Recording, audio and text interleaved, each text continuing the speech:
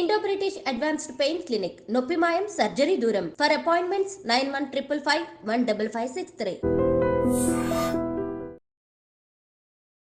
నమస్కారం, welcome to I dream. ధర్మ మార్గం విత్ విజిత కార్యక్రమానికి స్వాగతం.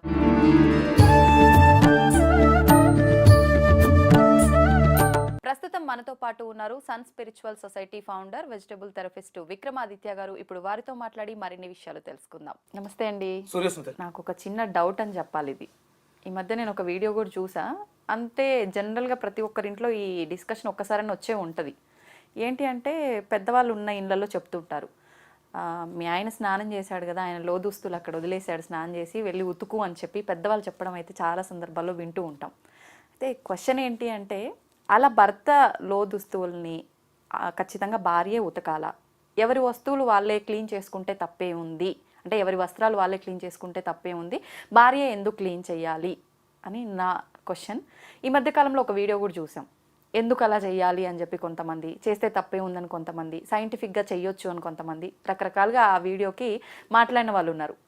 మీ వర్షన్లో అసలు ఏంటి ఇది? ఎక్కడ మొదలైందంటే అమ్మ, చాగంటి కోటేశ్వరరావు గారికి ఎడ్యుకేషనల్ స్టూడెంట్స్ విషయంలో వ్యక్తిత్వ వికాసానికి ఒక బాధ్యత ఇచ్చారు ఆయనకి. దాని గురించో లేకపోతే ఈ విషయం మాట్లాడాలను, పురుష ఆధిక్యతని మేము ఒప్పుకోం, మీరు వేసుకున్నటువంటి లోదుస్తులు మేమెందుకు ఉతకాలి, ఉతకకపోతే ఆ ఇంట్లో సౌభాగ్యం కలిసి రాదా, ఇవే ప్రశ్నలు. అజ్ఞానం అమ్మ. అంటే ఇప్పుడు మీరు మీ భర్త బట్టలు ఉతకడానికి బట్టలు ఉతుకుతారుగా మీరు? ఉతుకుతాం. అంటే ఇప్పుడు మీరు, అంటే నాకు తెలిసి ఇప్పుడు ఏ గృహిణి కూడా బట్టలు నానబెట్టి వాటిని కాలువగొట్టుకు పట్టుకెళ్ళి కాలువల దగ్గర, పిల్ల కాలువల దగ్గర, చెరువుల దగ్గర ఉతికేవారు పూర్వం. అవును, చాలా పెద్ద బాధ్యత ఇది. చేస్తున్నారా ఎవరన్నా?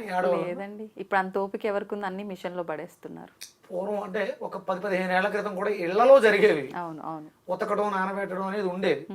ముందు పొద్దున లేచిన వెంటనే బట్టలన్నీ తీసి అందులో వేసి నానబెట్టి తర్వాత వంటలన్నీ అయిపోయిన తర్వాత శుభ్రంగా బట్టల దగ్గరికి వెళ్ళేవారు. ఇప్పుడు అది కూడా లేదు. శుభ్రంగా లేచి నోట్లో బ్రష్ పెట్టుకుని, అదేంటది వాషింగ్ మిషన్, బట్టలన్నీ అందులో వేసి ఒక స్పూన్ వేస్తూ వచ్చింది. కానీ అంటే ఇందులో ఇక్కడ లోదుస్తులు, అది లోదుస్తులు కాదు, అంగవస్త్రము. మనం మాట్లాడేది కౌపీనము, గోచి. ఇప్పుడు ఫ్యాషన్ గా మనం చెడ్డి, డ్రాయర్, అండర్ వేర్ ఉపయోగించేది.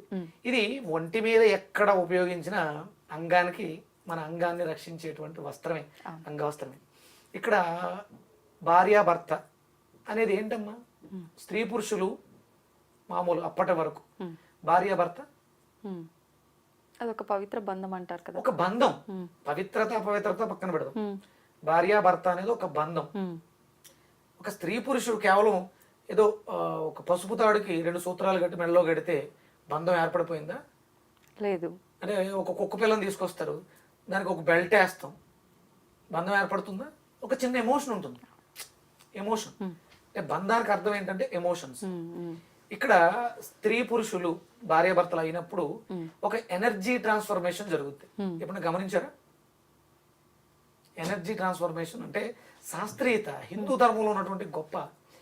జీలకర్ర బెల్లాన్ని రుద్దడం వల్ల ఒక అద్భుతమైనటువంటి కెమికల్ కాంపోజిషన్ జరిగి వేరే దేనితో పెట్టించరు, అరిచేతలో అంటే మన శరీరం అంతా కూడా 365 ఎనర్జీ పాయింట్స్ ఉంటాయి, సర్క్యులేషన్ పాయింట్స్.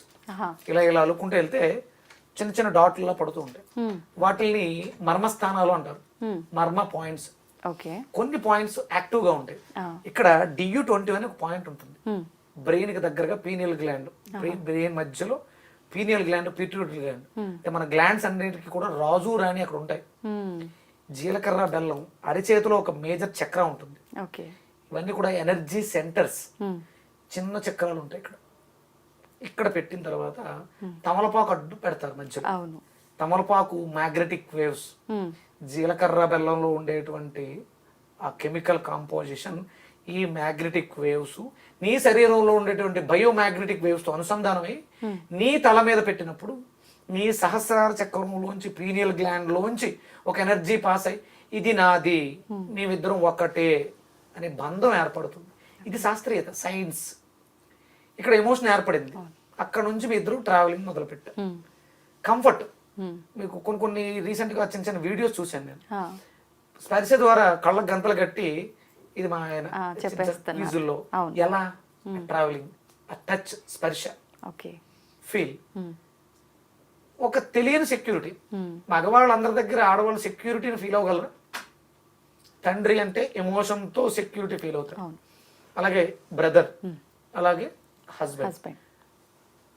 నలుగురు మగవాళ్ళే, నలుగురు దగ్గర ఒకేలా ఉంటారా? ఉండరు. మారింది ఎమోషన్, మారుతుంది. ఇక్కడ మాత్రం కేవలం భార్య భర్త అన్నప్పుడు ఈ ఎనర్జీ ట్రాన్స్ఫర్మేషన్ మీలోంచి నాకు, నాలోంచి నీకు. అంటే ఇప్పుడు మాట్లాడుకుంటున్నాం కదా, మన సోలార్ ఫ్లెక్సెస్ కనెక్ట్ అవుతాయి భావోద్వేగాలు. ఓకే. ఇవాళ పొద్దుట నేను ఒక ఆవిడకు ఫోన్ చేశాను పూజకు ముందు. తర్వాత నేను అయిపోయిన తర్వాత ఆవిడ ఫోన్ చేశాను. ఆవిడ మెడిటేషన్ లో ఉండి నాకు ఫోన్ చేద్దాం అనుకుంది ఆవిడ. తర్వాత నేను కొంచెం అడ్వాన్స్డ్ గా ఉన్నాను, నేను చేశాను ఆల్రెడీ. ఆవిడ ధ్యానంలో ఉండడం ఫోన్ ఎత్తలేదు. చూసుకుని నవ్వుకుంది ఆవిడ. గురుగారు నేను ఇలా అనుకున్నాను మీతో మాట్లాడాలని, భానుసప్తమి గురించి మాట్లాడాలని. ఇద్దరి మధ్య జరిగిన కాన్వర్సేషన్ అదే. టెలిపతి అంటారు. ఒక అభిమానం, ఒక గురువు అనే బాధ్యత, శ్రద్ధతో ఆవిడ చేయాలనుకుంది. నాకు ముందు తెలిసి నేను ముందు చేశాను దాని గురించి చెప్పాలని. కమ్యూనికేషన్ ఇది ఎమోషనల్. ఇక్కడ సైంటిఫిక్ గా రీసెంట్ గా బ్రెజిల్లోనే ఎక్కడో ఒక టెస్ట్ చేశారు వాళ్ళు. కొంతమంది ఆడవాళ్ళని పెట్టి వాళ్ళ భర్తల యొక్క విడిచిన వస్త్రాలని స్మెల్ చూపించడం ద్వారా సేమ్ పించులో ఉంటే స్ట్రెస్ తగ్గింది, సేమ్ పించు లేకపోతే స్ట్రెస్ పెరిగింది వాళ్ళకి. షట్టలు ఇచ్చారు, వాసన చూడండి అన్నారు. అంటే మీ పక్కకు వేరే అన్య వ్యక్తి వచ్చి నిలబడితే స్మెల్ వస్తే కదా సేమ్ ఎక్స్ప్రెషన్. అదే భర్త వస్తే అంటే భరించలేకపోతే అది వేరే విషయం, భరించగలిగితే ఇష్టమైతే అభిమానం అయితే ఎలా ఉన్నా సెక్యూర్డ్గా ఉంటారు. ఇదే చెడ్డీ విషయంలో జరిగింది. నాకు నేను 10th చదివే టైంలో 92 నేను మా అక్క వాళ్ళ ఇంటికి గ్వాలియర్ వెళ్ళినప్పుడు నాకు మా అక్క నేర్పినటువంటి మొట్టమొదటి మాట నాకు అంటే, అమ్మ అప్పుడు ఇంకా పెళ్ళవలేదు కాబట్టి అమ్మ చేసి పెడుతుంది. తల్లికి ఎలాంటి ఎమోషన్ ఉండదు, ప్రేమ తప్ప. ముడ్డి గడిగింది అన్ని తల్లే చేసింది కాబట్టి అక్కడ ఎలాంటి అబ్జెక్షన్ లేదు. మా పెద్దక్క చెప్పింది, ఇది అక్కతో కూడా చేయించుకు, నువ్వు నీది నువ్వే ఉతుక్కో. ఎమోషన్స్ ఇవి. ప్రతి బట్ట మనం ఎవరు పడితే వాళ్ళకి మన బట్టలు దానం చేయకూడదు. మన ఎమోషన్స్ వీటిలో ఉంటాయి. ఎందుకంటే 8 గంటలు నన్ను అంటు పెట్టుకుని ఉంది. నా భావోద్వేగాలన్నీ దీంట్లో ఉంటాయి. ఉతికితే పోతాయి. ఉతికే వరకు మరి పట్టుకుంటే ట్రాన్స్ఫర్ అవుతుంది ఎనర్జీ. అది భార్య మాత్రం దానికి ఆ ఎమోషన్స్ తన కంట్రోల్లో ఉంటాయి. తన సొంతమేగా. ఏదో ఒక ఎమోషన్ వచ్చింది, ఆ వస్త్రాన్ని టచ్ చేసినప్పుడు దానికి సొల్యూషన్ ఉందిగా. వాళ్ళిద్దరి మధ్య బంధం ఉంది కాబట్టి. అదే పరస్త్రీ, అది తల్లికి ఆ ఎమోషన్ ఉండదు, కొడుకే. ఎంత ఎదిగినా కొడుకే, మారడు. ఇవి దీన్ని దృష్టిలో పెట్టుకుని శాస్త్రంలో ఉంటాయి. అందుకని చాగంటి కోటేశ్వరరావు గారు అలా చెప్పడం జరిగింది. దాన్ని మనం వక్రీకరించడం ద్వారా మన విజ్ఞతను కోల్పోయాం. కాబట్టి ఇక్కడ ఎమోషన్స్ స్త్రీని తొక్కేయాలని కాదు. పనమ్మాయి ఇష్టమైతే ఒకలా ఉతుకుతారు, లేకపోతే తిట్టుకుంటారు. ఈ దరిద్రుడికి దీన్ని పిండుకోవడం కూడా చేత, ఎంత పనమ్మ వచ్చింది. ఇది చెడ్డీ అనేది కాదు, వస్త్రాలు. అందుకని చాలా జాగ్రత్తగా. అంటే పూర్వం ఏం చేసేవారంటే స్నానం చేసేటప్పుడు బకెట్ లో వేసి గుంజేసి పక్కన పెట్టేస్తారు. ఆ ఎమోషన్ అక్కడ వెళ్ళిపోతుంది. తర్వాత వాళ్ళు పూర్తిగా మిగతా పని వాళ్ళు చేస్తారు. ఇది శాస్త్రం చెయ్యాలి. ఎవరో లేరు, పెళ్ళవలేదు, తల్లే చేస్తుంది.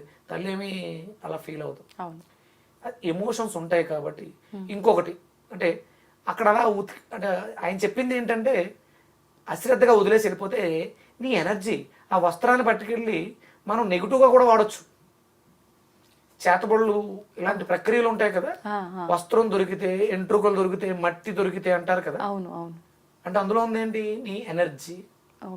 దాన్ని నేను ఇంకొక ఎనర్జీతో మిళితం చేస్తే నీకు చెడు జరిగే అవకాశం ఉంది కదా. ఎంత ఉందమ్మా.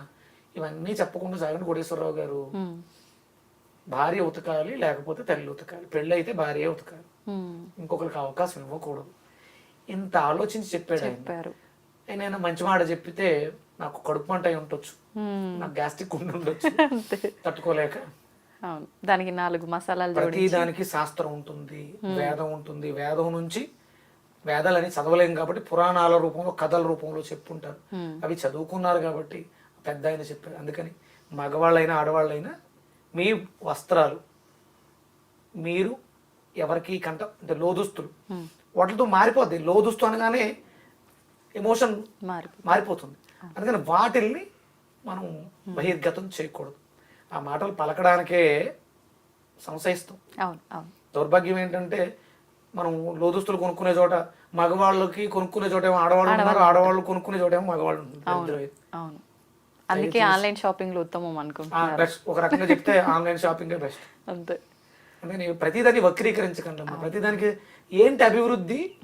ఆయన 1000 ఏళ్ళు వెనక్కి తీసుకెళ్లిపోతున్నాడా? ఏం సాధించాం అభివృద్ధి? ఒకవేళ తీసుకెళ్లారే అనుకోండి, అప్పట్లో అంతా బాగున్నారు కదా, అదే విధానం ఇప్పుడు ఉంటుంది. ఏమైంది నష్టం? అభివృద్ధి చెందాం, ఏమి సాధించాం? అదే కదా. చిన్న చిన్న పిల్లల్ని రేపు మానభంగాలు చేస్తా. కారణం ఏంటి? ఇలాంటివే ఈ అభివృద్ధి. అభివృద్ధి ఆరోగ్యకరంగా ఉండాలి. అవును. అధపాతాలను తొక్కేసేది ఉండకూడదు, హానికరం అయిపోతుంది. దయచేసి విజ్ఞతతో ఆలోచించండి. అవును. విజ్ఞానం అభివృద్ధి చెందలే. మనుషులు తిండి విషయంలోను ఫ్రీడమ్ విషయంలోను అభివృద్ధి చెందేమో అనుకుని అధపాతాళానికి తొక్కబడుతుంది. అందుకని ధర్మో రక్షతి రక్షిత. ధర్మాన్ని అనుసరించాలి, ధర్మాన్ని పాటించాలి. ఆచరణ సదాచారమై ఉండాలి. ఆచరణ సదా అంటే అందరికీ ఆమోదయోగ్యమై ఉండాలి. అది ఆలోచించాలి. ఆ రోజు మా అక్క తిట్టిందని దీనికి ఉతకడానికి బద్ధకమై ఉంటుంది, నన్ను ఎలా తిట్టిందో అనుకోవాలి. అవును అవును. ఒక మంచి విషయం చెప్పింది, ఆ రోజు చెప్పింది నాకు గుర్తు, ఈ రోజు రీకలెక్ట్ అయ్యింది. అంటే దీన్ని బట్టి ఎవరేం చెప్పినా దాన్ని ఆలోచించాలి, ఎందుకు చెప్పారు అని. దానివల్ల మనకి ఎంత మంచి జరుగుతుంది అనేది అర్థమవుతుంది. గట్టిగా నమ్మొద్దమ్మా. నీ దగ్గర జ్ఞానం ఉంది కదా, ఒక్కసారి ఆలోచించు. దానివల్ల నష్టం వచ్చింది. అదే కదా. భార్య బట్టలు ఉతుకుతావు కదా, తీసుకెళ్ళి అందులో వాడేయటమే. అవును. ఏముంది దాంట్లో? అంతే. అలా వదిలేసావు, కొన్ని న్యాయాన్ని పోయినాయి. దానివల్ల ఏమవుతుంది? వస్త్రం పాడవుతుంది, రంగులు కోల్పోతాం, ఆ సున్నితత్వం కోల్పోతాం. అండర్వేరు ఎక్కువసేపు నీళ్ళలో నానితే ఆ సున్నితత్వం పాడైపోతుంది. సంవత్సరం వచ్చేది 6 నెలలే వస్తుంది, లాసు. కొత్త కొనుక్కోవాలి. అవును. ఇలా కూడా ఆలోచించాలి. బడ్జెట్ పద్మనాభంలో ఆలోచించాలి. ప్రతిదీ బడ్జెట్ వేసుకోవాలి. మన అంతా కూడా ఆర్థిక సమతుల్యత మీద ఆధారపడి ఉంది కాబట్టి ఇలా ఆలోచించండి. పోనీ అలా కాకపోతే ఈ దౌర్భాగ్యాలన్నీ కన్నా ఎవరి దాన్ని పిండుకుంటే పోయే. అంతే కదా, గొడవే లేదు. కరెక్టే అండి. ఇప్పుడు చూద్దాం మన వీడియో కూడా ఎంతమంది ఎంత వ్యతిరేకంగా కామెంట్స్ పెడతారో చూద్దాం. చేయండి, నేను యాక్సెప్ట్ చేస్తాను. ధన్యవాదాలు. Suryasmita, thank you.